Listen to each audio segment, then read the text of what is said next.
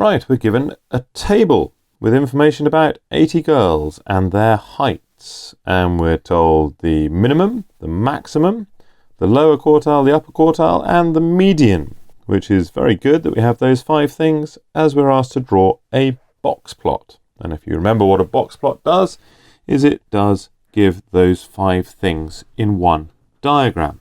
So let's plot them. Now, the least height is the minimum, which is 133, and using the scale on my axes, on the one axis there, that is 133. One little square is 1 centimetre.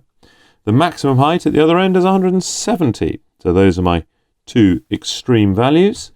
The lower quartile is 145, which is halfway like this, and it's usual to do those a little bit bigger.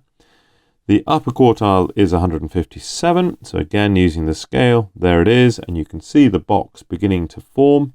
And the median is 151. And we complete the box plot by putting a box around the middle 3 things, and then whiskers or tails or sidebars or whatever you want to call them out to the side. And just to remind you, this is the minimum, this is the lower quartile, the median, the upper quartile, and the maximum. And those are the 5 pieces of information that a box plot gives.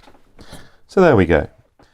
And now in part B, we're asked to work out an estimate for the number of these girls with a height between 133 and 157 centimetres. So where's 133? Well, that's that one. Where's 157? Well, that's that one. And actually, very kindly, that is the minimum, and that one, 157, is the upper quartile. So in fact, we have 75% or 3/4 of the girls. And so we can say that the number between 133 and 157 is going to be 3/4 of the number of girls, which is 80, and 3/4 of 80, I'm sure you can work out very quickly, is 60 girls. So there we go.